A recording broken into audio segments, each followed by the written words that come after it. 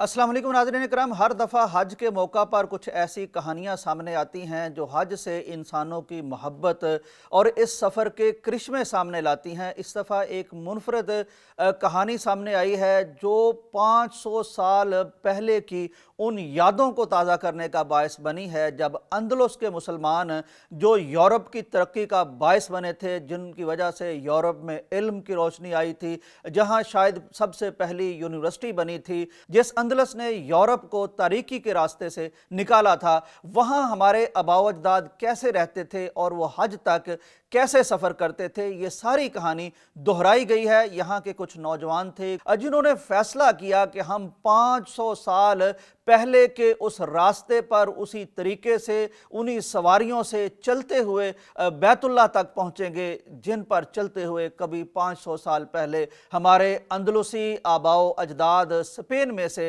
होके यहाँ पहुँचते होंगे। ये बहुत मुश्किल सफ़र था, लेकिन इनकी लगन थी, इनका अज़म था, इनका वलवला था। इन्होंने ये सफ़र घोड़ों पर शुरू किया और अंदाज़ा कीजिए कि अंदलुस से या स्पेन से जब ये चले हैं तो फिर उसके बाद ये चले हैं 13 अक्टूबर 2024 को, और ये पूरा सफ़र तय करते हुए इन्हें 7 माह लग गए हैं। यूरोप के ठंडे बर्फजारों से होते हुए सऊदीया की झुलसती हुई रेत तक पहुँचते हुए इन पर बड़े सारे मसाइल का इनको सामना करना पड़ा। जंगलों में से ये गुजरते थे, ये वो रास्ते थे जो अब भूल भुला गए थे। ज़ाहिर है बहुत 500 साल पुराने रास्तों पर घोड़ों पर चलते हुए आना, जहाँ कोई जदीद ट्रैफिक नहीं है, जदीद सड़कें नहीं थीं और होटल नहीं थे, और ये रात को सोने के मसाइल इनके लिए होते थे। बहरहाल आप हैरान होंगे कि कितने ममालिक से इनको गुजरना पड़ा।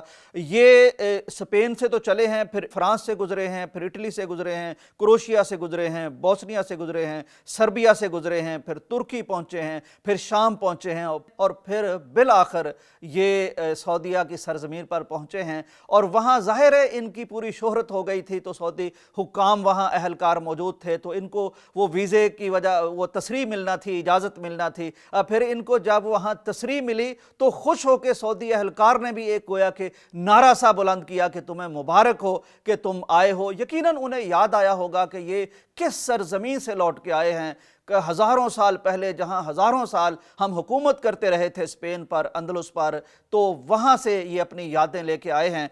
तो उन्होंने कहा जी कि 8000 किलोमीटर हमने सफ़र किया है, बड़ी मुश्किलात का हमें सामना करना पड़ा, लेकिन बिल आखिर जब हमने बैतुल्लाह देखा है तो हमारी सारी थकन दूर हो गई है।